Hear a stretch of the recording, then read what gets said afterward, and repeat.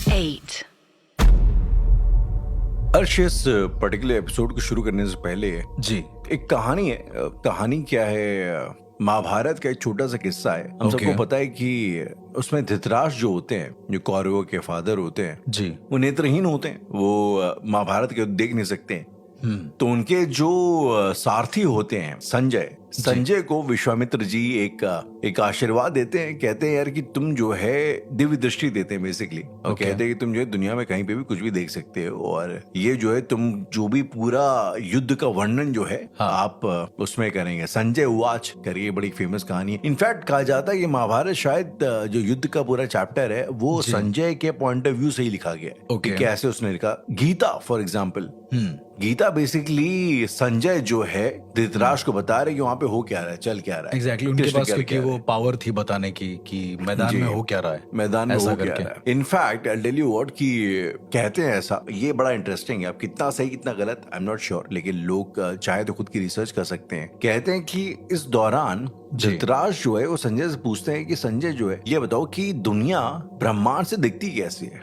हमारी जो अर्थ का जो मैप है बेसिकली, दुनिया में दिखता कैसा है। और संजय बोलते हैं कि आप ऐसा इमेजिन करिए कि दो पीपल के पत्ते हैं और वो एक दूसरे के नीचे लगे हैं, ऊपर नीचे रखे हुए हैं, और उसके साइड में एक खरगोश है जो कि एक फुटबॉल से एक बॉल से खेल रहा है। इस दृश्य का, इस चित्र का वर्णन किया गया महाभारत में, और जब एक्सपर्ट्स ने इस चित्र को बनाया जी और उसको जब उल्टा किया, so that was exactly the map of the world, जो आज हम लोग वर्ल्ड मैप कहते हैं। ये बहुत ही फैसिनेटिंग सी टेल थी।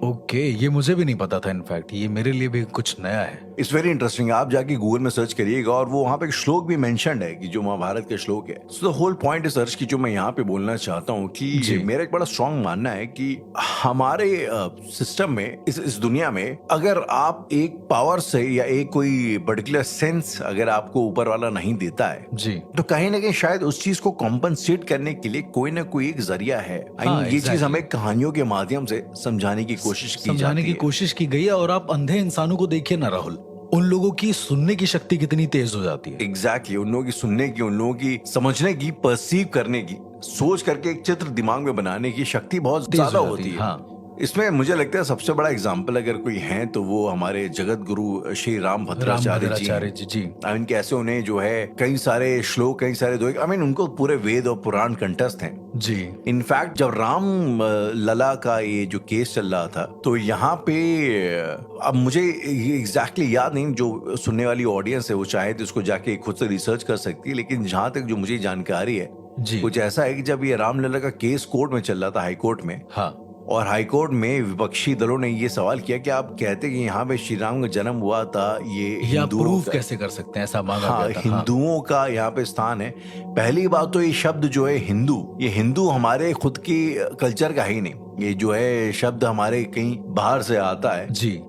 तो आप पहली बात तो आपका पॉइंट यहीं पे रॉन्ग होता है। और इसका जवाब देने के लिए जब सारे यहाँ से पैनलिस्ट सारे सब चुप हो गए, तब श्री राम भद्राचार्य जी जो है तब वो उन्होंने रिप्रेजेंटेशन किया और वो शास्त्रों से कुछ ऐसे 2-3 दोहे लेके आए जहाँ पे हिंदू शब्द का वर्णन था। इवन नॉट शास्त्रों से, मैं राहुल आपको थोड़ा सा करेक्ट कर दूं, वो वेदों में, वो अथर्ववेद के कुछ खंड से, कुछ सूक्त में से ऐसी चीज निकाल कर लाए थे जिसमें उन्होंने बताया था कि राम मंदिर कैसा होना चाहिए। उसमें ऑलरेडी लिखा हुआ था कि कैसा मेंशन होगा आगे जाकर जी। ये ऑलरेडी वेदों में मेंशन था, वेदों में प्रमाण था। एग्जैक्टली तो बेसिकली वो द वर्ड हिंदू भी जो है वो उन्होंने इस चीज को डिफाइन किया था कि कहाँ से जो है उसका लीगल प्रूफ यहाँ से आता है कि मतलब मेंशन है कहने के पुराणों में। तो ये कुछ चीजें है ना, ये आपको सोचने में मजबूर कर देती हैं यार कि जिसे आप डिसेबल्ड बोलते हैं एज सच, वो शायद हो सकता है किसी न किसी तरीके से आपसे ज्यादा एबल्ड हो और आपको उसकी जानकारी भी ना हो। लेकिन फिर एक दूसरी चीज एक और है कि हर चीज का एक अच्छा और एक खराब पहलू होता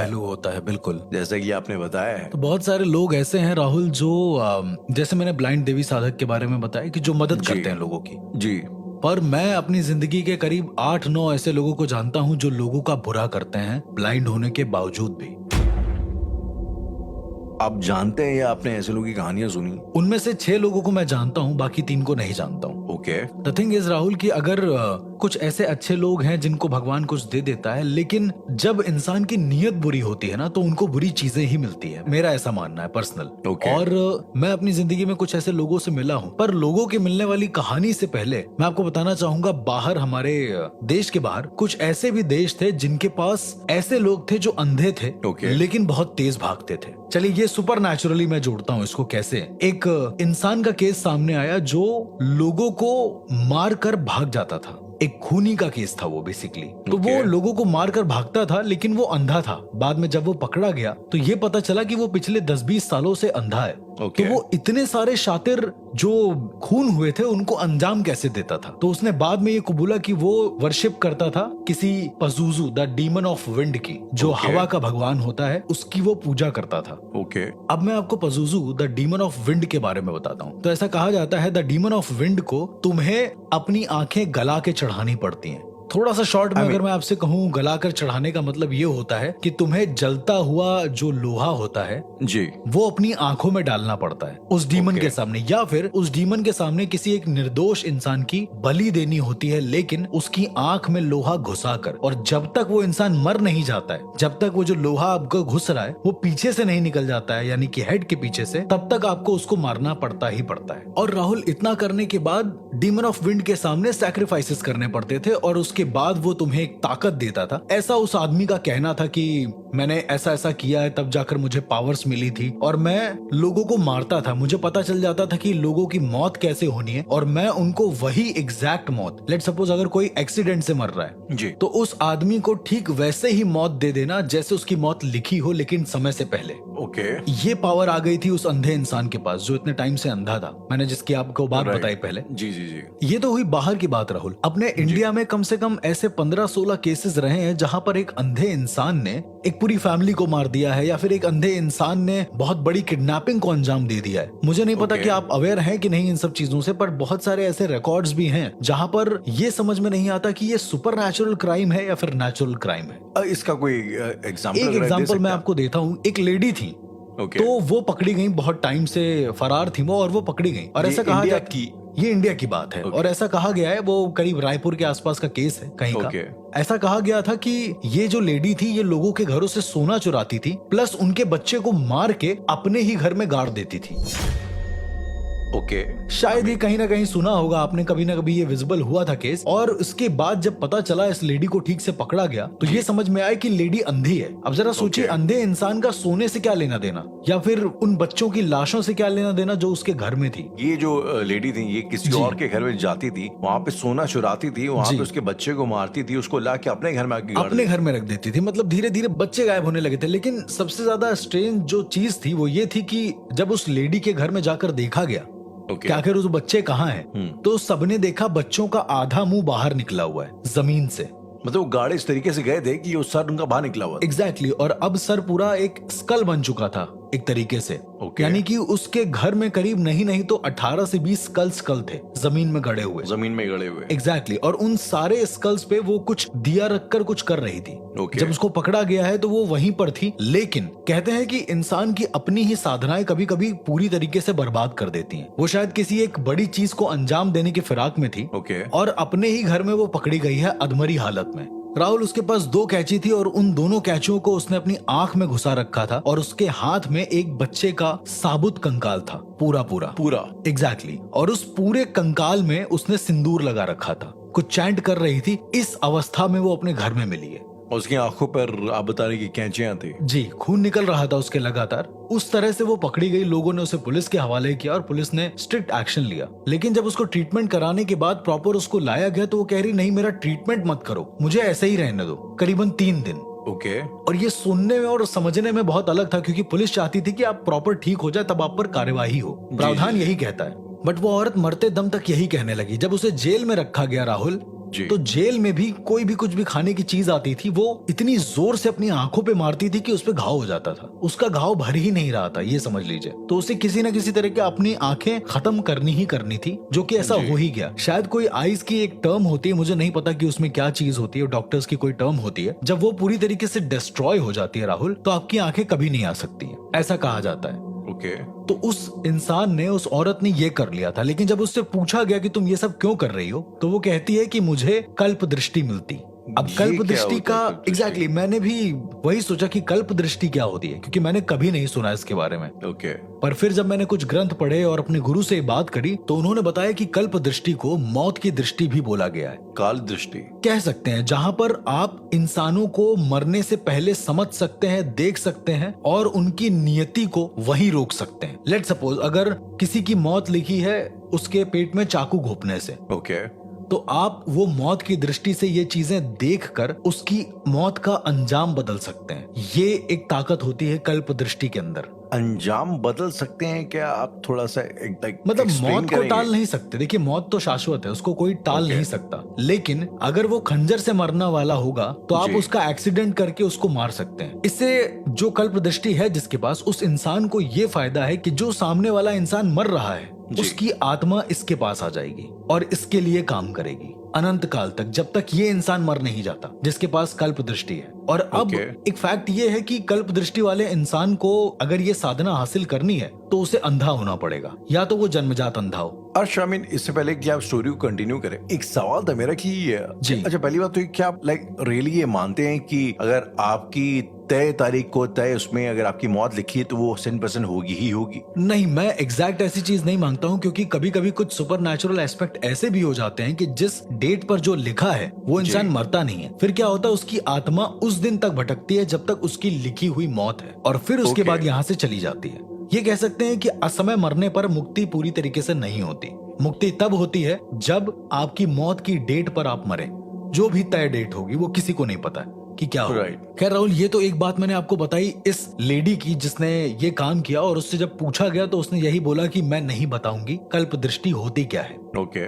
इसके अलावा मैं एक लड़की से ऐसे मिला था जो स्केचेस बनाती थी राहुल, और अलग अलग तरह के स्केच बनाती थी। जब मेरे पास फोन आया था उनके घर वालों का और मैं गया था, तो उनके घर वालों ने मुझे उस लड़की के स्केचेस दिखाए थे।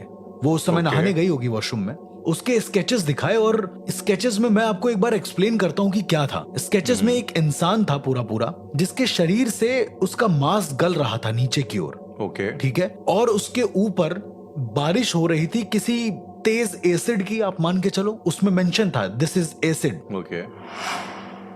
ऑल्सो उसमें यह भी मेंशन था जो भी मांस गल के नीचे जा रहा है वो एक डेविल है, वो अपना मुंह खोले हुए, और उसके मुंह में वो पूरा मांस गल के जा रहा है। ओके। देखिए, आधा एग्जाम्पल तो हम समझ सकते हैं कि गरुड़ पुराण से किसी ने ले लिया हो कि उसमें जो सजाएं होती हैं कुंभी पाकम इस तरह से, लेकिन बाकी का आधा क्या, जो डेविल था उसका मुंह इनके फादर की तरह दिख रहा था। ओके।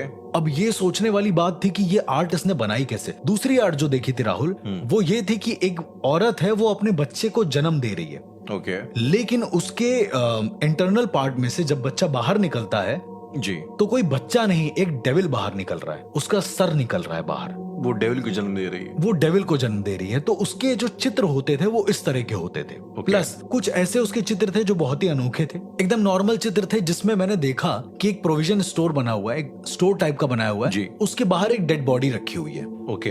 तो ये चीजें उनके घर वालों ने मुझे दिखाई। अब उनके घर वालों ने डर कर मुझे ये दिखाया, ये तस्वीर। मैंने कहा और भी तस्वीर हो तो दिखाइए। उन्होंने कहा अभी आप जो देख रहे हैं ये अभी से करीब 1 घंटे बाद होने वाला है। अब ये मेरे लिए बिल्कुल समझ के बाहर था कि वो लोग कैसे बिलीव कर रहे हैं। वो लोग मुझे जानबूझकर उस जगह पर ले गए। प्रोविजन स्टोर जो था आसपास ही था। ओके। और करीबन राहुल 1 घंटे के बाद अंदर से रोने की आवाजें आई कि जो प्रोविजन स्टोर वाला था उसको हार्ट अटैक आया और वो मर गया। मैनेजर वहां गया, जो भी था वहां का, और वो बाहर निकला, वहीं उसकी लाश रखी हुई है। सेम सिनेरियो जो मैं तस्वीर में देख रहा हूँ, सेम मेरी आंखों के सामने है। ओके। ऐसी उसके पास करीबन 100-200 तस्वीरें थी। पर हर्ष, अगर ऐसा था तो वो जो भी उनके घर वाले थे, एटलीस्ट वो नहीं जी।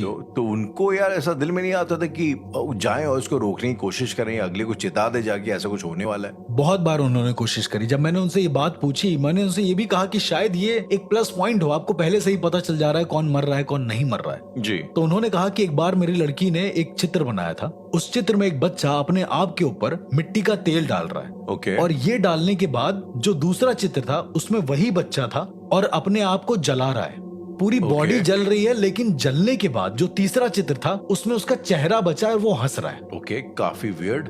काफी वियर्ड था ये, मैं बोल रहा हूँ आपको, बहुत सारे ऐसे चित्र थे जो मेरी समझ के बाहर थे। उसने जो एक चित्र बनाया था जिसमें एक जी। प्रेग्नेंट औरत थी जो कि एक डेविल को जन्म दे रही थी, जी। तो उसका क्या हुआ आज? मुझे नहीं पता, मैंने उस चित्र के बारे में पूछा नहीं, पर वो जो फ्यूचरिस्टिक वाले इमेजेस थी उसकी, जी।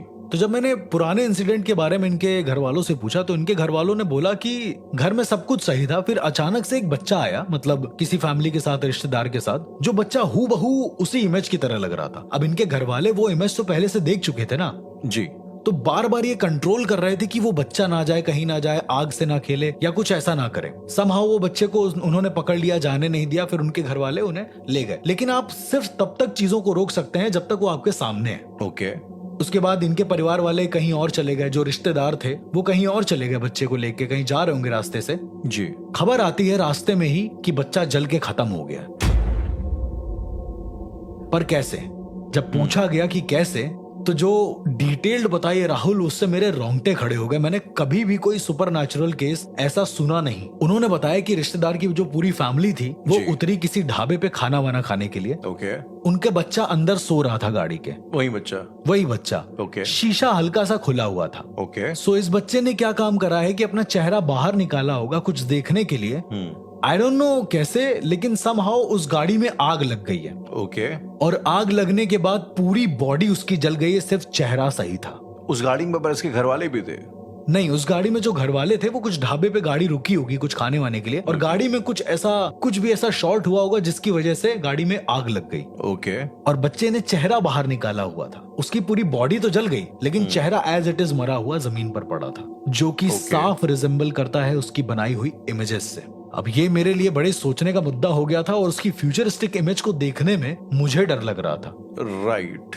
खैर थोड़ी देर बाद उस लड़की ने जोर जोर से ऊपर चिल्लाना शुरू कर दिया जहां वो नहा रही थी। जी। और ये लड़की होगी वही करीब 12-15 साल के आसपास की। ओके। इनके घर वाले जब ऊपर जाते हैं और देखते हैं लड़की को, तो लड़की ने अपने ही नाखूनों से खुरच खुरच के दीवार पर कोई एक आर्ट बनाई थी, और वो खून से बनाई थी। बट वो मतलब नाखूनों को जब हम दीवार पर घिसते हैं तो हमारे नाखूनों से खून निकलने लगता है। उसने दीवार पर एक आर्ट बनाई, और उस दीवार पर यह था कि एक इंसान है जिसके सर पे पगड़ी बंधी हुई है। वो इंसान जमीन पर गिरा हुआ है और उसके दोनों पैर एकदम खून से सने हुए हैं। मतलब ऐसा विजुअलाइजेशन हो रहा था, और वो इंसान की जीभ बाहर है पूरी। ओके। ऑल्सो इस लड़की ने अपना भी एक डिपिक्शन बना रखा था जिसमें वो इस इंसान का खून चाट रही थी, ऐसा।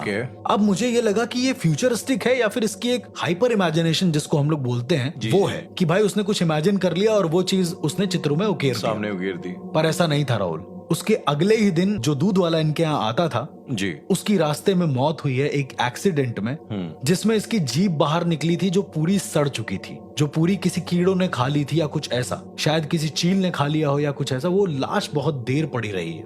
ओके। और इस बारे में लड़की बिल्कुल अनजान थी। लड़की कहती मुझे कुछ नहीं पता, मुझे जो दिखता है मैं बना देती हूँ। और वो जो खून चाटने वाली बात जो आपने बताई, शायद ये कुछ और ही था राहुल। जब मैंने अपने गुरु को ये सारी बात बताई कि एक लड़की है उसके साथ ऐसा ऐसा हो रहा है, तो उन्होंने कहा कि ये कल्प दृष्टि है जो पूर्ण रूप से सिद्ध हो गई है। ये जो सिद्ध होती है ये कई बार ना चाहते हुए भी हो जाती हैं। एग्जैक्टली। मैंने उनसे पूछा कि कल्प दृष्टि क्या आप लेमैन की भाषा में क्या बोलना चाहेंगे? जी। उन्होंने कहा मौत की दृष्टि। तो आप किसी की मौत देख सकते हैं, आप किसी की मौत देख सकते हैं, आप किसी की मौत अपनी इमेजिनेशन में देखकर उसे उकेर सकते हैं। और ये इतनी ज्यादा हाइपर हो जाती है कि आपको होश नहीं रहेगा। अगर आपके पास कलम नहीं होगी या कुछ ऐसा नहीं होगा तो आप अपने ही खून से दीवार पर बनाने लगेंगे। इसमें ये हो जाता है। और कल्प दृष्टि कैसे आती है कैसे नहीं आती किसी को नहीं पता। इस लड़की के साथ ये बहुत दिनों तक होने लगा। इसके बाद हमने इसे एक तिब्बतन मोनेस्ट्री में भेज दिया वहां पर ये काफी Okay. दिनों तक शांत रही। कहा जाता है कि जब आपकी इमेजिनेशन काफी हद तक शांत रहती है, अगर आप मेडिटेटिव स्टेट में रहते हैं जी तो आपको इस तरह से ख्याल भी नहीं आते हैं। तो अब उसको ऐसे एटमॉस्फेयर में रखा जा रहा है राहुल, ऐसे कंट्रोल्ड एटमॉस्फेयर में रखा जा रहा है जहां पर वो कुछ उल्टा सीधा सोच ही नहीं सकती है। अब आप कहेंगे कि सोच पर काबू नहीं है, लेकिन मोनेस्ट्रीज में अभी भी कुछ ऐसे मॉन्क्स हैं कि उनको पता चल जाता है कि ये कुछ बुरा देखने वाली, वैसे ही वो एक लुबान जलाते हैं जो नींद का लुबान होता है, और वो जलाते ही उन्हें सुला देते हैं। अर्श, यहाँ पे एक सवाल ये खड़ा होता है कि ये जो मौतें होती हैं जी, तो क्या वो इसलिए होती हैं कि ये लड़की उन मौतों को देखती है, या फिर मौतें होना डेस्टिन्ड होता है और किसी वजह से इसको दिखाई दे जाती है? वो होना डेस्टिन्ड होता है, किसी वजह से इसको दिखाई दे जाती है, और ये भी हो सकता है कि शायद कोई आत्मा ये कर रही हो, लेकिन वो रैंडम लोग होते हैं जो मरते हैं। तो शायद ये डेस्टिन्ड ही होता है, एक तरीके से बहुत बड़ी कह सकते हैं सुपर नेचुरल पावर है, जिसे हम मौत की दृष्टि या कल्प दृष्टि कहते हैं। अविनाश, देखा जाए तो कितना ये असहाय कर देने वाला एक एहसास है कि जी, आप देख पा रहे हैं कि अगले की मौत होने वाली है, उसके बावजूद आप कुछ कर पाने कुछ में कर नहीं असमर्थ पा हैं। रहे, बस केवल आप देख रहे हैं उस चीज को होते हुए। जी एग्जैक्टली, आप बस एक मतलब मूक दर्शक बन के बैठे हैं और आप खाली बस उसको होते हुए देख रहे हैं। एग्जैक्टली। जब भी अर्श में आपसे मेरी बातचीत होती है और तंत्र वगैरह के बारे में हम लोग की बात होती है, जी। वुडू के बारे में आपने बात एक बार होती है। बात करी थी, वशीकरण और जमाने भर की जो चीजें होती हैं, मारन चाटन द्वेषण, जो हाँ। आपने षटकर्म वगैरह बताए हैं, जी, तो कभी कभी मुझे एक अजीब सा मैं सोच में पड़ जाता हूँ कि अगर कोई चाहे, अगर कोई ये ठान ले कि आपको बर्बाद करना है, तो कितने सारे ये पैरानॉर्मल तरीके हैं जिनसे जो है हथकंडे वो इस्तेमाल कर सकता है। और इनफैक्ट इतने सारे तरीके तो बहुत दूर की बात है राहुल, इवन अपने खुद के अंगों में से कई ऐसे अंग हैं या कई ऐसे चीजें हैं जो तंत्र के टूल्स के रूप में काम आती हैं, जैसे हमारे खुद के बाल।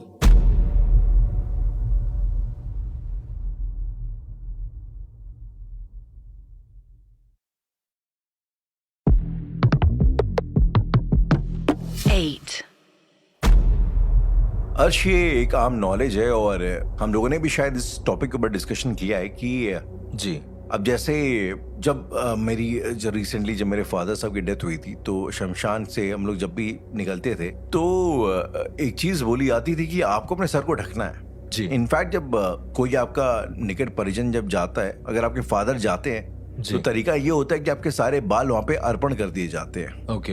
एक शायद मंदिर है, मेरे ख्याल से बालाजी का ही वो मंदिर है जहाँ पे लोग बाल चढ़ाते हैं, जाके कोई मन्नत हाँ, मांगते मतलब हैं। एक मंदिर है कहीं पे। हाँ, कोई एक मंदिर है शायद से जहाँ पे लोग जाके बाल अर्पण करते हैं। अब कोई अगर इंडियन कल्चर के बाहर से कोई आएगा, कोई Okay. मतलब कोई ऐसा जिसको सनातन की कोई जानकारी नहीं है, तो उसको ये एक निहायती ढकिया न्यूसी या अजीब सी चीज लगेगी अजीब कि सी बाल चीज क्यों को- चढ़ाया जा रहा है। हाँ, Exactly. सुपरस्टिशन की एक इंतहा लगे कि लोग आके अपने बाल चढ़ा रहे हैं। जी, तो अर्श, इससे पहले कि हम लोग इस टॉपिक पे ज्यादा अंदर जाएं और इसके जो पैरानॉर्मल डायमेंशंस हैं जी। उसको एक्सप्लोर करना शुरू करें, can be just for a while थोड़ा सा इस बारे में बात करें कि बालों को लेके इतनी क्या ये मतलब सिग्निफिकेंस है। अब राहुल, हमारे बहुत सारे एपिसोड्स में हम बार बार ये डिस्कस करते हैं, इन डिटेल कभी नहीं जाते कि बालों को लेकर क्या ऐसा जो सिग्निफिकेंस है वो क्या है। जी, हम हमेशा ये बताते हैं कि बालों में नेगेटिव ऊर्जाएं रहती हैं या हमारी ऊर्जाएं रहती हैं शरीर की, पैर के अंगूठे में और बालों में। और जहां तक मुझे याद है, हमारे मोस्टली एपिसोड में हमने पैर के अंगूठे की बात तो कर ली, लेकिन बालों की बात बहुत कम जगह करी है। हाँ, I mean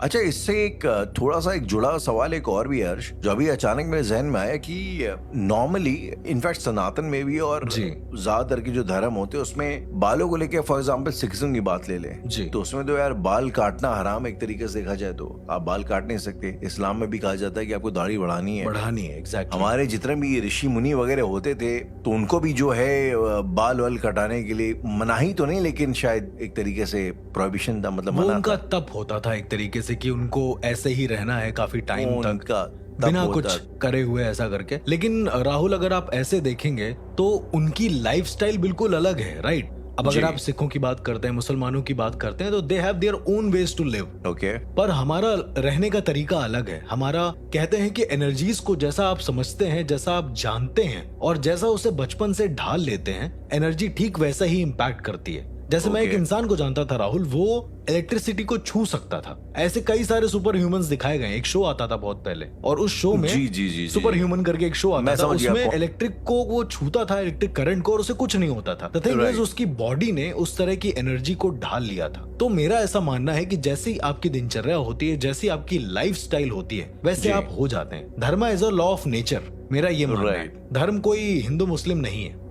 basically laws of nature है, जिसको आई Exactly. थिंक आप अब जाने जरूरी है। एग्जैक्टली और अब आप राहुल, अगर आप थोड़ा समय में पीछे जाएंगे या फिर अपने फ्लैशबैक्स मेमोरीज को देखेंगे, तो आप ये नोटिस करेंगे कि 90% जो ब्लैक मैजिक होता है, जिसको लोग ब्लैक मैजिक बोलते हैं, काला जी, तंत्र जी, जी। होता है, नीच कुल का तंत्र होता है, जी वहां पर आपको बालों का जिक्र जरूर आया होगा कि किसी ने बाल लेकर वुडू डॉल में फंसा दिया, जी जी जी जी या ये नींबू के actually- अंदर बाल फंसा दिया। ऐसा कभी आपने सुना है? हाँ जी, ये मेरा एक्चुअली एक फॉलोअप क्वेश्चन था। और इसके अलावा मैंने एक डाबे करके मैंने एक टर्किश हॉरर मूवी देखी है, जिसमें टोटका किसी के ऊपर लगाने का मेथड यही होता था कि उसके बाल लेके या उसके घर पे जो है गुड़िया डाल के आप गुड़िया थोड़ा मुंह में एक्सप्लेन बाल डाल करेंगे के। कि डाबे मूवी का एक्सपीरियंस क्या था, उसमें आपको बाल से रिलेटेड क्या दिखा, क्योंकि टॉपिक ही हमारा ऐसा है। उस फिल्म में, अगर बाय द वे किसी ने अगर डाबे फिल्म ना देखी हो तो प्लीज जरूर देखे। मुझे ऐसा लगता है कि हॉरर फिल्मों की फहरिस्त में, लिस्ट में शायद सबसे ऊपरी नाम जी डाबे फिल्म का होगा, स्पेशली उसका जो फर्स्ट पार्ट है, उसका जो सेकंड पार्ट है। तो जी। उसमें बेसिकली दिखाते हैं कि टर्की में एक गांव है, उस पर एक गांव को बेसिकली एक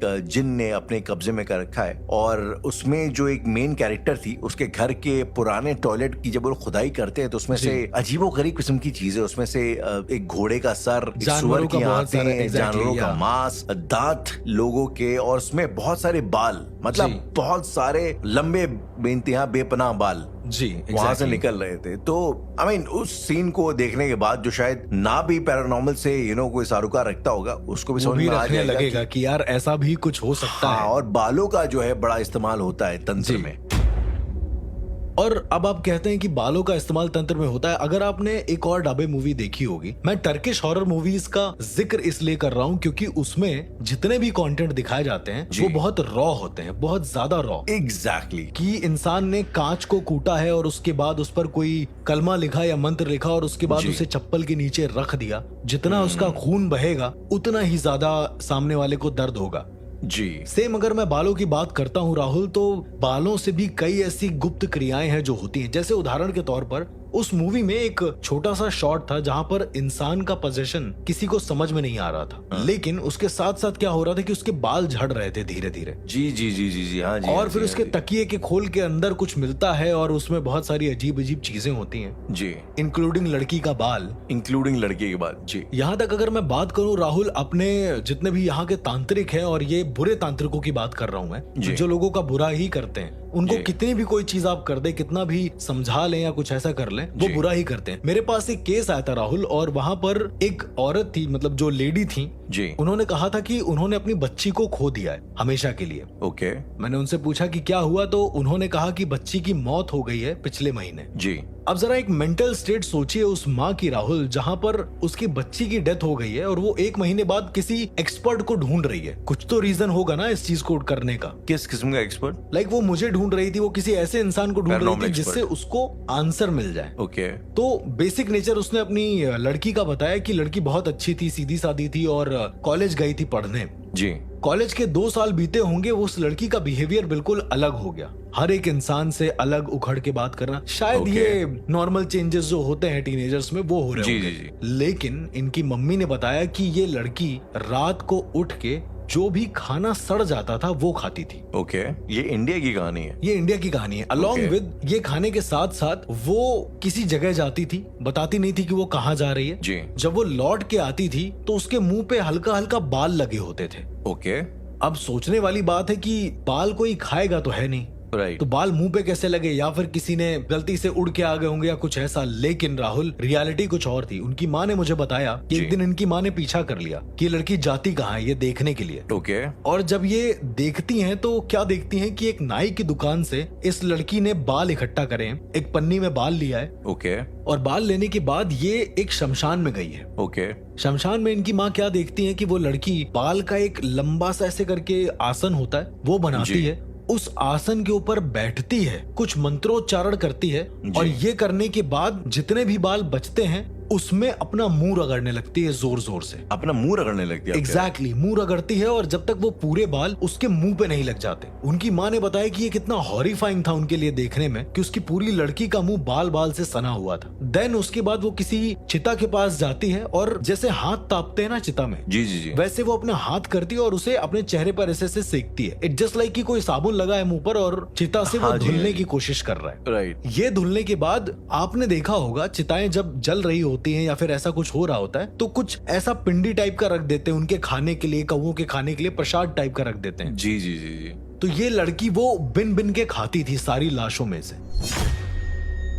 ओके। खैर चीजें यहाँ तक नॉर्मल थी उनके लिए। जी। थोड़ा सा एबनॉर्मल वाला किस्सा हुआ था तो उन्होंने बहुत सारे डॉक्टर से दिखाया पर उस लड़की को कोई दिमागी बीमारी नहीं थी। ओके। उस लड़की का कहना था कि उसे एक लड़के से प्यार है और वो उसी से प्यार करती है। उस लड़के का नाम? उस लड़के का नाम उन्होंने कॉन्फिडेंशियल रखने को बोला, Okay. इसलिए मैं नहीं ले रहा हूँ। देन एक दिन उनकी माँ ने क्या देखा रात को कि ये इनके घर में ना एक बिल्ली पली हुई थी राहुल। ओके। तो इस लड़की ने उस बिल्ली को पूरी तरीके से मारा नहीं, उसकी जो पूंछ थी वो काट दी बड़ी बेरहमी से। ओके। और वो बिल्ली जोर जोर से चिल्ला रही है। लेकिन Rahul the main thing is कि उसने काटी कैसे। जब इन लोगों ने सीसीटीवी चेक करा तो इस लड़की ने पहले मुंह में बाल का पूरा पूरा गुच्छा भरा, न जाने वो क्या करना चाहती थी जी। उसके बाद अपनी बिल्ली को खिलाते खिलाते उसकी जी। पूंछ को अपने ही दांत से काट दिया जोर से। ओके। इवन बिल्ली उसको पंजा मार रही लेकिन उसको कोई असर नहीं हो रहा जब तक पूंछ उसने प्रॉपर अलग नहीं कर दिया। और ये मतलब पूरा काटती रही है, तब तक वो उसे काटती रही है। ओके।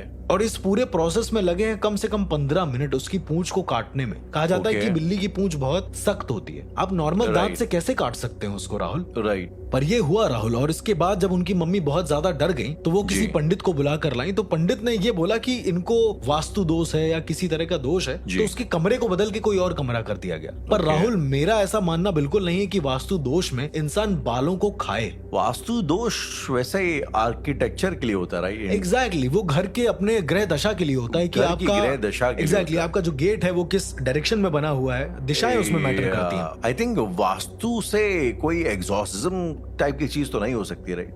मुझे नहीं लगता कि वास्तु दोष से इतना बड़ा कोई एग्जॉर्सिज्म टाइप का मैटर हो सकता है अनटिल एंड अनलेस उस घर में ऑलरेडी कोई पितर है जो अशांत हो। ये एक बड़ा Okay. मैटर है जो कि बहुत अलग है वास्तु दोष का। पर let's come to the topic कि इसके बाद इस लड़की का क्या हुआ। इनकी Okay. माँ ने एक बार और पीछा किया। जिस लड़के से ये प्यार करती थी ये उसके पास जा रही थी तो उनकी Okay. माँ ने क्या देखा कि वो जो लड़का है जी। वो शमशान घाट के पीछे वाले जो नदी होती है वहां पर बैठा हुआ है। बैठा हुआ है। ओके। जी, नदी के शोर पे हुआ है। बैठा हुआ है वो। ओके। और वो लड़की उसके पास जाती है, वो बालों का एक पन्नी लेकर। लड़का उन बालों की पन्नी को हाथ में लेकर कुछ मंत्र पढ़ता है, उस पर Okay. सिंदूर डालता है। इनकी माँ ने साफ साफ देखा। और Okay. फिर वो लड़की बड़े चाव से उन बालों को खाती है, कच्चे बालों को। जो बाल होते हैं उसको प्रॉपर खाती है। पता नहीं किसके किसके बाल थे उसमें। जी जी जी।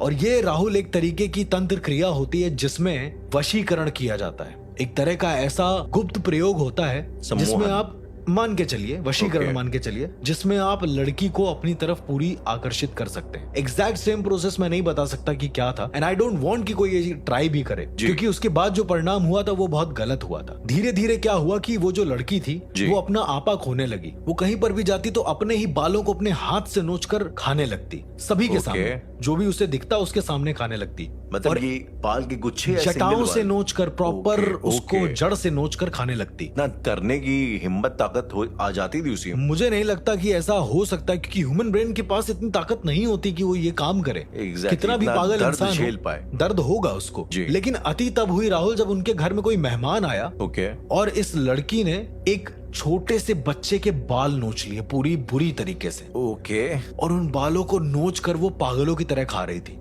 वो बोल रही थी कि मुझे उसका होना है, उस लड़के का। ये हरकत उसकी फैमिली के सामने हो रही थी, फैमिली आसपास थी ये तभी हो पूरी रही थी। हरकत उन दोनों फैमिली के सामने हो रही थी, जो बच्चे की फैमिली थी और जो लड़की की फैमिली थी। ओके। बहुत खतरनाक था राहुल ये सब देखने में। इसके बाद जी। धीरे धीरे वो लड़की पागल होती गई दिमाग से कि उसे उसी लड़के का होना है, ऐसा Right. करके समहाउ वो लड़का भी पता नहीं कहाँ गायब सा हो गया। किसी को नहीं पता चला कि वो लड़का कहाँ गया। उसके Okay. कॉलेज का ही वो लड़का था। जब उनके घर वालों ने कॉलेज डायरेक्टरी से उसकी इंफॉर्मेशन निकाली है तो सारे नंबर स्विच ऑफ थे। वो लड़का कहीं मौजूद ही नहीं था, मतलब कहीं Okay. चला गया था एक तरीके से। जिस घर में वो रहता था, जिस फ्लैट में वो रहता था, वहां जी। पर भी पूरी तरीके से सब कुछ खाली हो गया था। ओके। अब राहुल जो आपने सुना, अगर मैं कहूं कि ये बिल्कुल भी वर्स्ट नहीं था, इससे भी वर्स्ट हुआ था। If you okay with that मैं ये शेयर करूंगा क्योंकि मैंने आज तक कभी भी इंडियन पैरानॉर्मल पॉडकास्ट में ये शेयर नहीं किया जो अब मैं बताने वाला हूँ। Please go ahead. And before telling this, I just want a proper disclaimer from your side, Rahul, ताकि लोग, कोई भी इंसान इसे बिल्कुल भी ना करे। ऐसा मेरा पर्सनल सजेशन रहेगा। Right, so on that note, जो भी हमारी ऑडियंस है, जो भी सुनने वाले, आपसे दिली दरखास्त है, ठीक है, हार्टली रिक्वेस्ट है कि आप इसके आगे जो भी प्रोसेसेस या जो भी बात होने वाली है वो प्लीज ना करें। इनफैक्ट प्रोसेस को एग्जैक्टली वैसे बता भी नहीं रहे हैं जैसी वो होती है, और ना ही हम बताएंगे कभी भी। हाँ, Indian ना ही हम Paranormal ऑब्वियसली Podcast कहीं में। कभी बताएंगे। So please viewers discretion is advised. Please go ahead. Then Rahul, इसके बाद सिचुएशन और ज्यादा वर्स्ट होती चली गई। Okay. वर्स्ट में अब उस बच्ची को बांध कर रखा जाता था, उस लड़की को कहीं पर भी जाने नहीं दिया जाता था, पता नहीं वो Right. किसके साथ क्या कर ले। राइट, तो हुआ ये कि उनके घर की मेड थी, वो उनके यहाँ काम कर रही थी। सुबह उनके यहाँ उनके कमरे की सफाई करना, ये सारी चीजें वो करती थी। ओके, ये लड़की उठी और इस लड़की ने बोला है कि मुझे खाने के लिए कुछ दे दो। वो मेड गई है Okay. बेचारी, प्रॉपर खाना वाना बनाकर लेकर आई है। जी, फिर उसको बोला है कि मेरे लिए पानी उबाल दो, मुझे नहाना है। उनके घर में गीजर नहीं होगा, Okay. समाओ या कुछ Okay. ऐसा होगा। वो पानी उबाल रही थी गैस पर, क्योंकि ऐसा होता है बहुत सारे घरों में जहां पर गीजर नहीं होता है, वहां पर गैस पर पानी उबलता है। पानी उबलता है जी। एग्जैक्टली। तो जो है ये लड़की पीछे से जाती है और जी। उस मेड का पूरा मुंह उस उबलते पानी में डाल देती है। खौलता हुआ पानी। खौलता हुआ पानी। Mostly Okay. इसका मुंह और बाल दोनों जल रहे होते हैं। मीनवाइल ये उसके पूरे बाल अपने हाथ में उखाड़ लेती है Oh my God. और वहीं Okay. पर बैठकर आराम से खा रही होती है। जब उसका कोई घर Okay. वाला आकर देखता है तो मेड का पूरा मुंह जल चुका होता है, छाले पड़ गए होते हैं। जी, जी, क्योंकि जी। उबले हुए पानी से जला बहुत बहुत ज्यादा दर्द जी देता जी है। बिल्कुल, बहुत ज्यादा दर्द करेगा वो। और वो मेड बेहोश हो चुकी होती है। मतलब ऐसा भी एक सिचुएशन होती है, ऐसी भी एक कंडीशन होती है इनफैक्ट, जहां पर डॉक्टर ये कह देता है कि इसका हार्ट रुक जाएगा ज्यादा जलने की वजह से। राइट, उसको आईसीयू में एडमिट कर दिया जाता है और इनके फादर ये सोचते हैं कि इस लड़की को मेंटल असाइलम में भेज देंगे। ओके।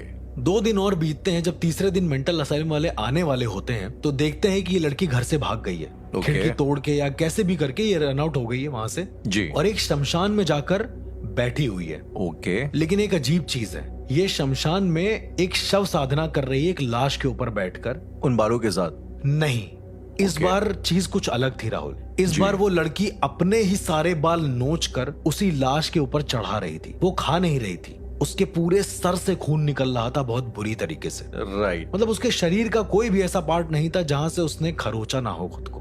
ये सबने देखा है राहुल। और उसके ऊपर बैठकर न जाने कौन कौन से मंत्रोच्चारण करने लगी। धीरे धीरे ये चीजें बहुत वर्स्ट होती गई। जब मेंटल असाइलम वाले आए उसको लेने, जी। उस लड़की को पता नहीं क्या हुआ, वो लड़की उठी, सीधा मेंटल असाइलम के जो वैन होती है उस तक गई जी। और कहने लगी कि संस्कृत में उसने कहा, जिसका हिंदी अर्थ ये था कि मेरा काम यहाँ पूरा हो चुका है, ओके। अब मैं जाती हूँ। एंड आफ्टर दैट वो लड़की मर गई। उसका हार्ट कोलैप्स कर गया वहीं पे। आपके सामने? ये मेरे सामने नहीं हुआ, ये उनके सामने हुआ। Okay okay. उनकी मदर के सामने हुआ था। उनकी मदर के सामने। तो जब उनकी मदर ने मुझसे ये सारी की सारी बात शेयर करी तो जी। मैं बहुत ज्यादा चकित हो गया। राहुल, कभी कभी ऐसा होता है, हम एक्सपर्ट्स के साथ भी, या फिर मैं अपने आप को एक्सपर्ट नहीं मानता, मैं एक इन्वेस्टिगेटर या फिर इंस्पेक्टर मानता हूँ कि इंस्पेक्ट कर रहा हूँ चीजों जी को। जी, आई गेट इट। वो ऊपर वाले की मर्जी है कि मैं किसी की मदद कर देता हूँ, नहीं करते तो। लेकिन कभी कभी राहुल कुछ कहानियां ऐसी होती ना जो दिल दहला देती है। Of अब course, इस yeah. केस में मैंने उनकी कोई मदद नहीं करी। इस केस में मैं सिर्फ एक इंसान था, एक ऑडियंस था जो उनकी बातें सुन रहा था। ओके। लेकिन होता यह है राहुल कि जब आप किसी की बात सुनते हैं तो उससे कभी कभी आगे आने वाली बुरी चीजों का अंदेशा हो जाता है कि आगे भी कभी ये सब चीजें हो सकती है, तो आप लोगों को सतर्क कर सकते हो ये कितनी वर्स्ट हो सकती है। लेट सपोज यही चीज किसी और के साथ हुई होती तो एटलीस्ट मैं उसको बता तो सकता हूँ अब कि तुम्हारे साथ ये हो रहा, तुम रुक जाओ। मैंने इसका जवाब जानने के लिए बहुत लोगों से पूछा, अपने गुरु से भी पूछा, उन्होंने भी मना कर दिया। उन्होंने कहा कि अंबुबाची जो फेस्टिवल होता है कामाख्या में, तुम्हें वहां पर इसका जवाब मिलेगा। मैं अंबुबाची फेस्टिवल गया हूँ राहुल। आप जा चुके हैं? जी बिल्कुल, मैं जा चुका हूँ। और जब वहाँ का माहौल होता है ना, वो रात वाला माहौल बिल्कुल अलग होता है। तो वहाँ पर एक गुप्त क्रिया है जिसका नाम होता है केश मारण शमशान क्रिया। नहीं, मैं आपसे एक्चुअली जानना चाहता था कि ये आखिर है क्या, ये केश मारन के जो डार्क आर्ट है। अब इस डार्क आर्ट के बारे में मुझे भी कुछ नहीं पता। मैंने वहाँ के अघोरियों से ये सुना। जब मैंने उनको ये सारी कहानी बताई जी। तो उन्होंने कहा कि ये केश मारण भूतनी है। भूतनी का उन्होंने जिक्र किया। अब ये Okay. टर्म जो होती है ना, भूत भूतनी, बहुत आम हो जाती है लोगों के लिए। हाँ, जब ये आम जिंदगी में आती है। भूत प्रेत पिशाच जिन सब अभी तो सब कुछ नॉर्मल हो गया है, पर अम्ब्रेला के नीचे आते हैं सब एग्जैक्टली चीजें। पर जो केश मारण शमशान क्रिया के बारे में उन्होंने मुझे बताया था जी। और मैं बता दूं जितने भी लिसनर्स हैं कि एक्चुअल नाम ये नाम नहीं है। मैं एक्चुअल नाम भी नहीं बता सकता, सॉरी टू से। Okay, good enough. तो उसमें ये होता है कि जो लड़की होती है या फिर जो लड़का होता है जी। उस पर पहले वशीकरण होता है, और ये वशीकरण का एक एक्सटेंडेड फॉर्म होता है। एक्सटेंडेड फॉर्म एज इन वशीकरण एक अपनी एक शक्ल ले लेती है और वो तुम्हारे शरीर के जो बाल होते हैं पहले उसको खत्म करती है, फिर तुम्हें जी। जहां पर भी एनर्जीज दिखती है जी। उस एनर्जीज को वो सोक करना चाहती है, खत्म करना चाहती है। दैट्स वाई ये लड़की जो मैं आपको केस बता रहा था जी। हर एक के बाल खाती थी। तो ये वशीकरण का एक बहुत एक्सटेंडेड फॉर्म था जो मैंने आपको बताया, और जो मेरे लिए शायद सुनने वालों के लिए भी बहुत ज्यादा अजीब रहा होगा। मुझे नहीं लगता कि Right. राहुल इससे पहले हम लोगों ने कभी भी इतना ज्यादा गोर कुछ बात किया है। I think so. हम लोगों ने हमेशा कोशिश ये करी कि कॉन्शियसली इस तरह की बातें ज्यादा ना की जाए। जी एग्जैक्टली और ये एक मेरा एक्सपीरियंस था इस केश मारण शमशान क्रिया का, जो एक गुप्त क्रियाओं में आती है, जो मेरे जी। लिए भी समझ से बाहर थी, जिसको मैंने सिर्फ सुना किसी के मुंह से और Okay. किसी के थ्रू से उसको अप्रूव कर लिया। That's it. ना मुझे इसके बारे में कुछ पता है ना ही मैं कुछ जानता हूँ, लेकिन Right. इतना तो है कि राहुल कुछ ऐसी गुप्त विद्याएं हैं जो एग्जिस्ट करती हैं। अर्श, आपने इतने सारे पैरानॉर्मल केसेस सॉल्व किए हैं और डेली बेसिस पे आप पैरानॉर्मल केसेस के साथ डील करते हैं। जी I mean I am pretty sure आपने जो इस किस्म की ये बाल वाले तंत्र, इस तरीके के आपने मांस वाले सब देखे ही होंगे। बहुत देखे, मतलब हजारों की संख्या में एक तरीके से मान लीजिए। तो अर्शित, मैं कभी कभी सोचता हूँ कि आप या आप जैसे जो और लोग जो हीलर हैं, जी कभी आपको ये डर नहीं लगता कि ये इस किस्म का पोजेशन कहीं आपके ऊपर ना हो जाए? बिल्कुल लगता है। देखिए, वो लोगों से मुझे बिल्कुल नफरत है जो कहते हैं कि उन्हें डर नहीं लगता। मुझे आज भी ये डर लगता है कि कहीं कोई ऐसी विद्या ना हो जाए, कहीं कोई ऐसा तंत्र ना हो जाए मेरे ऊपर या जो मेरे परिवार के ऊपर हो जाए। ये डर जरूर होता है। ओके। और राहुल, मैं अपनी जिंदगी में एक बार ऐसे इंसान से जरूर मिला था जिसकी फैमिली में उसके बेटे पर चीजें होती थी जिसके रिजल्ट ये होते थे कि वो नरक में उपस्थित आत्माओं को इस दुनिया में महसूस कर सकता था।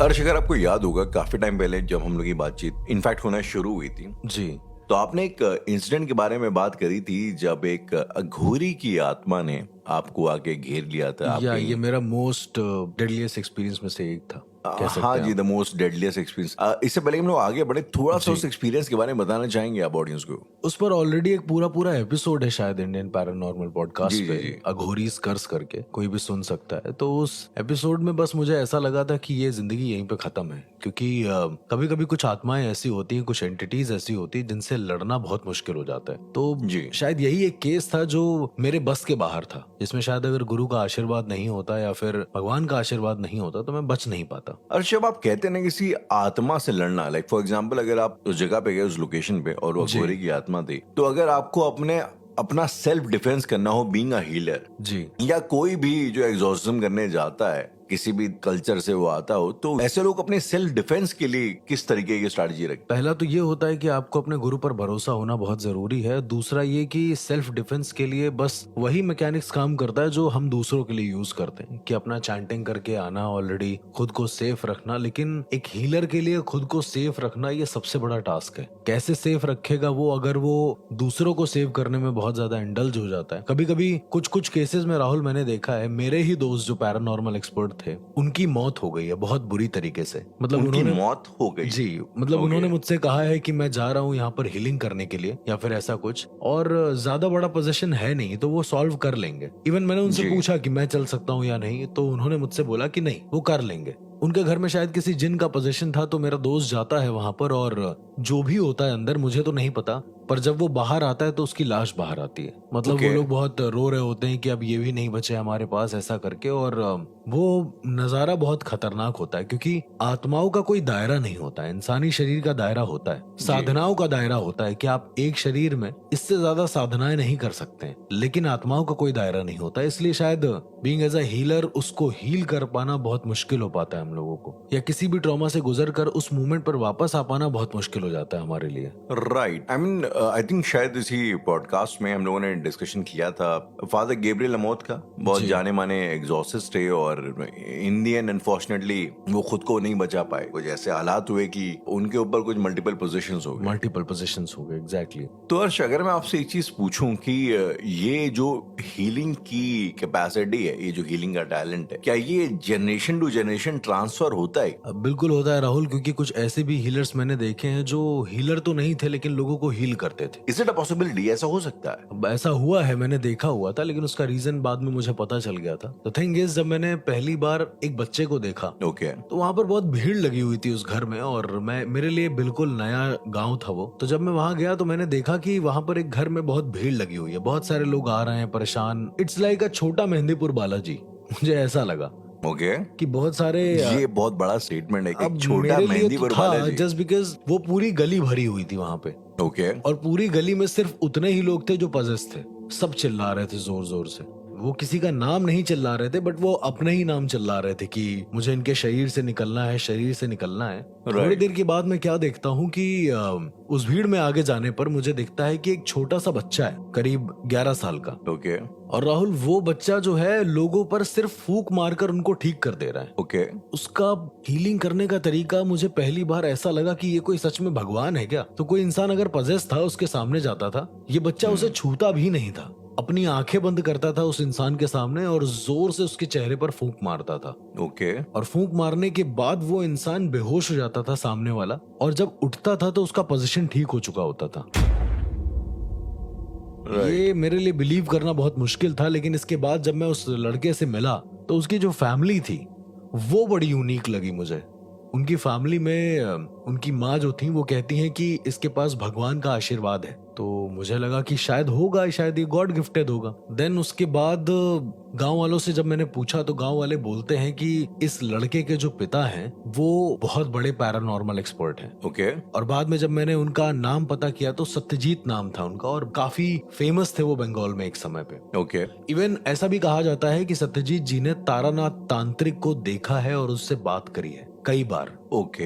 एज यू नो कि तारानाथ तांत्रिक कितने बड़े तांत्रिक थे, और उनकी एनर्जी आज भी एग्जिस्ट करती है। अर्श, अगर मैं थोड़ा सा डाइग्रेस करूं कि ये तारानाथ तांत्रिक से क्या मिल लेना भी इतनी बड़ी बात है? आई मीन, हो सकता है शायद उन्होंने कई लोगों को अपना ज्ञान भी दिया हो, लाइक उन्हें ट्रेन किया हो। अगर आपको पीछे कुछ एपिसोड्स याद होंगे राहुल, तो मैंने आपको बताया था कि तारानाथ तांत्रिक ने अपने घर के चारों तरफ एक ऐसी रेखा बना दी थी जिसको कोई पार नहीं कर सकता था। पार तो कर सकता था, लेकिन उसके घर में क्या है, वो क्या कर रहा है, कोई नहीं देख सकता था। इवन बहुत सारे लोग आए, इवन गोलियां तक बरसाई गई, लेकिन कुछ असर नहीं हुआ। तारानाथ तांत्रिक बहुत ही मिस्टीरियस तांत्रिक थे, अब तो नहीं है इस दुनिया में। राइट। जब मैंने बताया कि मैं खुद भी एक पैरानॉर्मल एक्सपर्ट हूँ और मुझे आपके फादर से मिलना है, तो उस लड़के ने अपने पिता से मुझे मिलवाया। ओके। उनके पिता थोड़े बूढ़े हो चुके थे, और अजीब चीज ये थी राहुल कि उनके चेहरा तो बूढ़ा था लेकिन हाथ बिल्कुल यंग थे। अब पता नहीं है, शायद मेरा देखने में कुछ ऐसा हुआ, लेकिन ऐसा था। तो उन्होंने मुझसे बोला कि मैं जब चाहे जवान हो सकता हूँ और जब चाहे बूढ़ा हो सकता हूँ, मेरी उम्र का कोई वो नहीं है। ओके। और यही सेम सेंटेंस मैंने तारानाथ तांत्रिक के मुंह से सुना है। मतलब मैंने खुद ने नहीं सुना है, बट लोग बताते हैं कि यही सेम सेंटेंस तारानाथ तांत्रिक अपने लोगों को बोलते थे। खैर, इसके बाद जब मैंने उनसे और सारी बातें करी और मैंने उनको पूछा कि आपके बच्चे के पास ऐसा क्या है जी, तो उन्होंने मुझे भगा दिया अपने घर से। उन्होंने मुझे कहा कि तुम्हें घर पे नहीं रहना चाहिए। अब मैं समझा नहीं कि घर से क्यों भगा रहे, बट उस दिन तो मैं चला गया। अगले दिन मैं फिर आया, तो 3-4 दिन तक मैं आता रहा। तो उन्होंने मुझे रोका और कहा कि तुम जिस चीज के पीछे भाग रहे हो ये चीज बहुत गलत है। अब मुझे लगा कि शायद ये मेरे पैरानॉर्मल चीजों के लिए बोल रहे हैं, पर इन्होंने कहा कि चलो आज मैं तुम्हें कुछ दिखाता हूँ। अच्छा, उस समय जिस समय इन्होंने मुझसे कहा था कि कुछ दिखाता हूँ, उस समय इनका बच्चा नहीं था वहां पे, क्योंकि वही हीलर जो था बच्चा। जी। ओके। देन मैं इनके साथ एक हॉस्पिटल में गया हूँ राहुल, और उस हॉस्पिटल में इन्होंने मुझे एक रूम दिखाया जहाँ पर बच्चे रखे जाते हैं, छोटे बच्चे जो होते हैं जी। थोड़ी देर के बाद ये कहते हैं कि अभी देखना कुछ होगा यहाँ पर। राहुल, जो शीशा होता है जिसके अंदर से हम देख सकते हैं बच्चों को, जी, मैं क्या देखता हूँ कि 10-12 क्रेट छोड़ के जो बच्चे का जो झूला है वहाँ पे, जी, उसमें से एक रोशनी आई, बहुत हल्की सी, बहुत लाइट सी। इट जस्ट लाइक कि किसी ने मोबाइल का फ्लैशलाइट जला दिया हो। ये एक मैटरनिटी वार्ड जैसा कुछ था जिसकी आप बात कर रहे हैं। एग्जैक्टली। ओके। अब वो लाइट आने के बाद मैंने क्या देखा है कि उसमें से कोई उठा है। मुझे ऐसा लगा है, अगेन ये हेलुसिनेशन है, और उन्होंने बोला है कि देखना अभी आपको जो महसूस होगा वैसा ही आपको कहीं और भी महसूस होगा। मैं समझा नहीं, फिर जब मैंने पूरा महसूस कर लिया फिर मैंने उनको बताया कि मैंने ऐसा ऐसा देखा कि एक बच्चा उठा है और राहुल मैंने ये देखा है कि वो बच्चा गेट की तरफ आया है, उसने जोर से गेट पे हाथ मारा है और मुझे महसूस हुआ है गेट पर हाथ किसी का। देन मैंने उनको पूछा कि ये क्या है, तो उन्होंने कहा तुमको अभी नहीं समझ में आएगा, तुम मेरे साथ चलो। ओके। देन मैं गया और वो मुझे ना शमशान घाट के पास ले गए। मैं क्या देखता हूँ, उनका 11 साल का बच्चा उसी शमशान घाट में पहले से ही खड़ा हुआ है, बड़े ही स्ट्रेंज तरीके से खड़ा है, बिल्कुल हाथ लूज है उसके और वो लगातार एक लाश को देखे जा रहा है। उस लाश को देखते देखते वो अचानक से उसी आग में फूंक मार रहा है। अब मैंने सोचा कि ऐसे आग में से तो कोई उठ के बैठ नहीं जाएगा जी। हीलिंग कर रहा है, लेकिन ये किस चीज की हीलिंग कर रहा है। उसके बाद मैं क्या देखता हूँ कि अब राहुल आप इसे माने सच या ना माने, क्योंकि मैंने तो देखा है, मैं क्या देखता हूँ कि एक छोटा बच्चा आता है पीछे से जी। और उस लाश के पास जाके बैठ जाता है। ओके। देन जैसे किसी माँ के गोद में सर रख के सोते हैं वैसे ही वो बच्चा लेट जाता है उसी चिता के पास में। ओके। और ये जो दूसरा बच्चा होता है जो हीलिंग कर रहा होता है, ये क्या काम करता है, ये उसको फूंकता है फिर से उसके चेहरे पर और उसके बाद वहां से वापस लौट जाता है अपने घर। और इवन वो हम लोगों को देखता है फिर भी रुकता नहीं, ऐसे जैसे उसकी आंखें बिल्कुल नम हो चुकी हैं। फिर वो कहते हैं कि शायद आज का काम पूरा हो गया है, जो मेरे साथ सत्यजीत जी होते हैं जी। तो मैं उनसे कहता हूँ कि आखिर ये हुआ क्या, मुझे समझ में नहीं आया। मैं कितनी भी कोशिश कर रहा था, मैं नहीं समझ पा रहा था। ओके। तो उन्होंने कहा इसका जवाब सिर्फ और सिर्फ मेरा बच्चा ही दे सकता है। मैं घर जाता हूँ उनके साथ साथ उनके, और मुझे दिखता है कि वो जो उनका बच्चा है जी। वो पूरे शरीर में हल्दी लगाकर बैठा हुआ है और सर के बीचों बीच में उसने बड़ा सा एक बेंदा लगा रखा है कुमकुम का। और वो चेहरा मैं कभी नहीं भूलूंगा, पूरे शरीर पर हल्दी का लेप और माथे पर अजना चक्र पर एक बेंदा बड़ा सा, पता नहीं जैसे वो खुद कुछ अजीब सा बन गया हो। तो उनके फादर आते हैं और उनके फादर उसके सामने 6 बार कुछ चैंट करते हैं। ओके। चैंटिंग के बाद जैसे ही वो लड़का होश में आता है, उसकी आंखें खुली होती हैं, जैसे ही वो लड़का अपनी सेल्फ में आता है वो बहुत तेज रोने लगता है। वो कहता है कि पापा मुझे बचा लो, पापा यहाँ पर बहुत सारी आग है, पापा मुझे अच्छा नहीं, मतलब उसको ऐसा लग रहा होता है कि आसपास बहुत सारा आग है। फिर जब उसके पापा पूछते हैं कि क्या हुआ है उसको, तो वो बोलता है कि पापा एक माँ अपने बच्चे से बिछड़ गई थी, 2 शमशान में। एग्जैक्टली। तो उसने बोला है कि मैंने उस बच्चे की आत्मा को अपनी माँ की आत्मा से मिला दिया था। ओके। और ये मेरे लिए बड़ा वो था यार, शॉकिंग, कि ये कैसे हो सकता है। जो छोटा बच्चा पीछे से चल के आया था तो वो एक आत्मा थी। अब मैंने छू के तो नहीं देखा, लेकिन मुझे तो इंसान लग रहा था। और उसने बोला कि मैंने दोनों की आत्माओं को मिला दिया है। तो पहली बार मैंने अपनी जिंदगी में एक ऐसा हीलर देखा था जो आत्माओं को हील कर सकता था। इंसानों के हीलर की बात हमने बहुत सुनी है जी, लेकिन ये पहली बार मैंने ऐसा हीलर देखा था जो आत्माओं को भी हील कर सकता था। जैसे आपने कहा ना कि ये जनरेशन टू जनरेशन आता है जी। क्या ऐसा पॉसिबल है? तो ये पॉसिबल तो बहुत ज्यादा था। जब मैंने सत्यजीत जी से पूछा तो उन्होंने कहा मैं इंसानों को हील कर सकता हूँ पर यह आत्माओं को हील कर सकता है। मैं अभी भी मान नहीं रहा था कि ये बात सच है।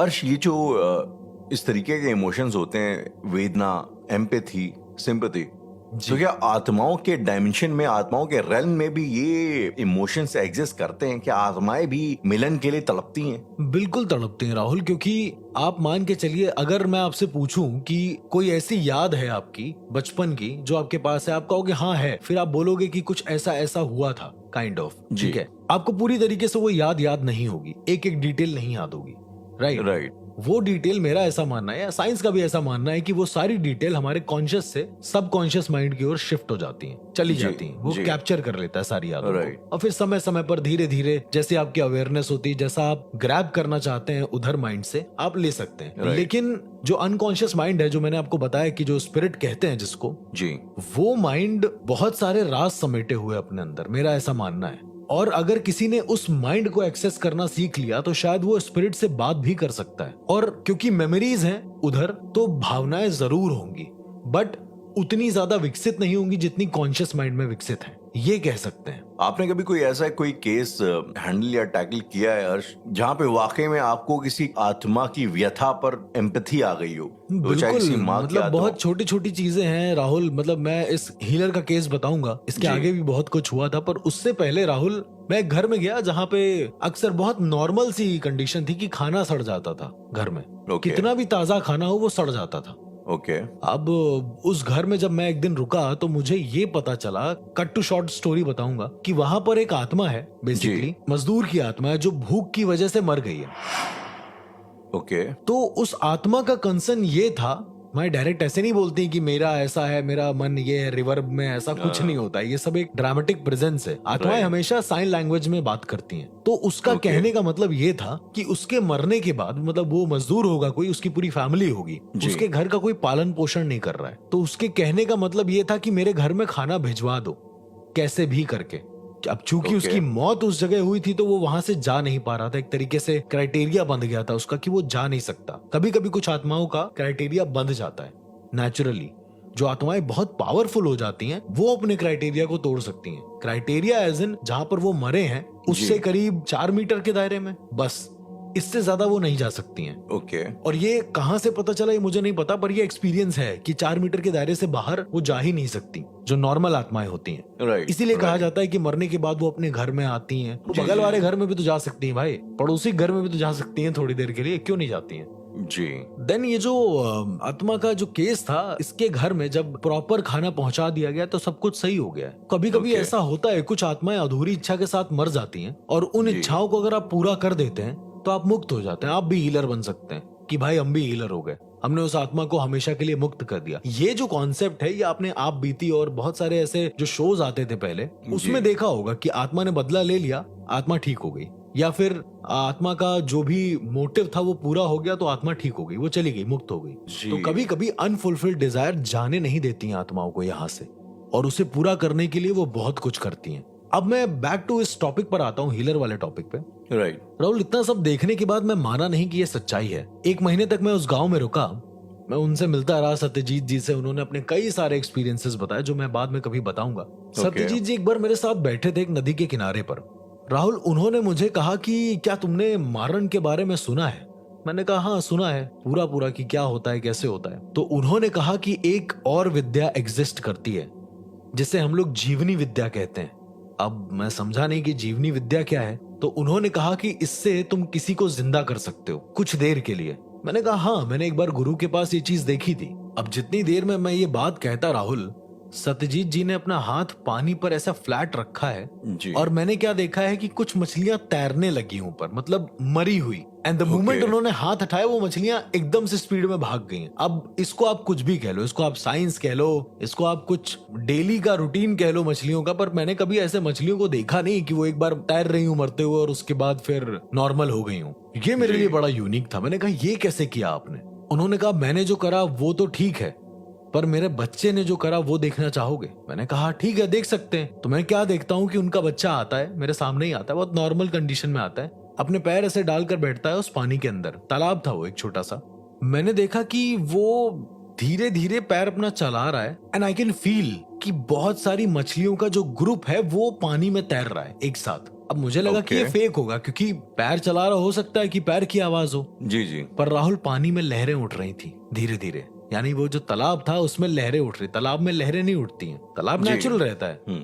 अब वो नदी तो है नहीं कि कहीं दूर से पानी आ रहा है तो वो लहर उठेगी। देन मैं क्या देखता हूँ कि वो बच्चे ने जैसे ही पैर हटाया है, दूर एक कोने पर मछलियों का ग्रुप इकट्ठा हो गया, वो मछलियां मर गई हैं।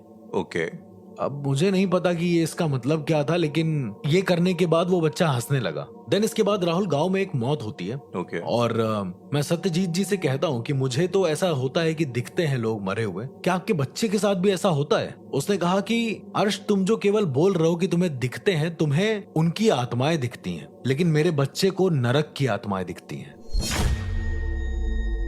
नरक की आत्माएं दिखती मतलब? मैं पहले नरक के कॉन्सेप्ट पर ज्यादा बिलीव नहीं करता था। ओके। पर उस दिन राहुल कुछ ऐसा हुआ कि मैं बिलीव करने लगा। मैं क्या देखता हूँ कि उस डेड बॉडी के पास वो बच्चा जाता है और अपने हाथ का अंगूठा उसके अजना चक्र पे ऐसे रख के कुछ बुदबुदाता है हल्का सा, और ये करने के बाद वो वहां से चला जाता है बच्चा। अब गांव वाले भी उसे करने दे रहे थे, उसका रीजन मुझे नहीं पता कि क्यों करने दे रहे थे। देन इसके बाद क्या होता है कि वो बच्चा घर आता है और मुझसे कहता है कि तुम्हें नरक देखना है। मैं पहले समझ नहीं पाया क्योंकि मैंने ऑलरेडी इच्छा जाहिर करी थी कि नरक होता क्या है, होता भी है कि नहीं होता है। उसने बिना हाथ धुले वही हाथ जो उसने लाश के ऊपर से उठाया था, उसने वही हाथ मेरे अजना चक्र पे ऐसे रख दिया और बोला जब तक मैं ना कहूं तब तक उठना मत। मैंने कहा ठीक है, मैं लेट गया।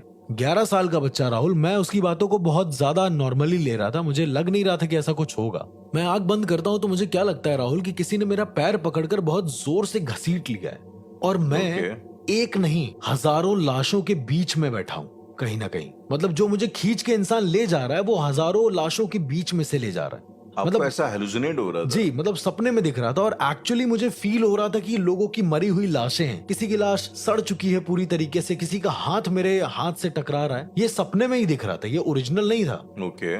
पर ये लगातार दिखता जा रहा था और वो राहुल जैसा नरक का आउटलुक बताया गया है हमारे पुराणों में, जी। मुझे ठीक वैसा ही लग रहा था कि कहीं मैं नरक पे तो नहीं आ गया हूँ। एंड देन मैं क्या देखता हूँ कि वो जो बच्चा है वो उन सारी लाशों के ऊपर बैठा हुआ है। द मोमेंट मैं ये देखता हूँ कि वो लड़का लाशों के ऊपर बैठा हुआ है, मैं जैसे ही कुछ बोलने की कोशिश करता हूँ वो बच्चा बहुत जोर से फूंक मारता है मेरे मुंह पे और मैं अपनी रियलिटी में वापस आ जाता हूँ। ये जो पूरा ट्रांस था हर्ष आपका, ये कितनी देर चला होगा आपके हिसाब से? राहुल, ये पूरा जो ट्रांस था ये बेसिकली 8 घंटे तक चला है इस दुनिया ओके, के। इस दुनिया में मुझे तो ऐसा लगा 5-10 मिनट में खत्म हो गया है, पर मैं 3 बजे लेटा हूँ और 10 या 11 के आसपास उठा हूँ राहुल। और ये मेरे लिए बहुत बहुत ज्यादा शॉकिंग था क्योंकि मेरी साधनाओं को उसने विफल कर दिया था कि मतलब ऐसे थोड़ी ना तुम मुझे ट्रांस में भेज सकते हो, तुम नहीं Right, भेज सकते हो ऐसे right. मुझे, इवन जब तुम साधक नहीं हो। मैंने उनके पापा से पूछा कि ये साधक है क्या कोई, उन्होंने कहा नहीं, ये मेरा बेटा है, इसको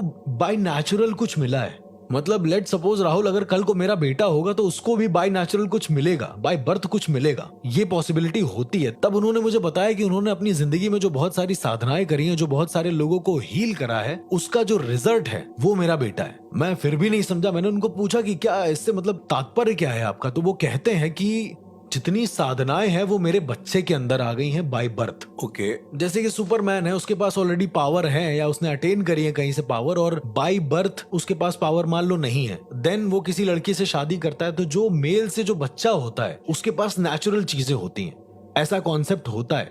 लेकिन एक अभिशाप भी है, एक वरदान है तो एक अभिशाप भी है। मैंने कहा क्या? वो कहते हैं कि मेरा बच्चा कहां कहां चला जाता है, किस किस ट्रांस में चला जाता है, उसको वापस लाने के लिए मुझे कई सारी चीजों का प्रयोग करना पड़ता है। मुझे आयुर्विज्ञान और मुझे जो उम्र बढ़ाते हैं उस मंत्र का प्रयोग करना पड़ता है। मैंने कहा उम्र बढ़ाने का भी कोई मंत्र होता है? तो उन्होंने कहा कि मंत्र तो एज सच नहीं है, लेकिन फिर भी तसल्ली के लिए बोलना पड़ता है, और जब वो बोलते हैं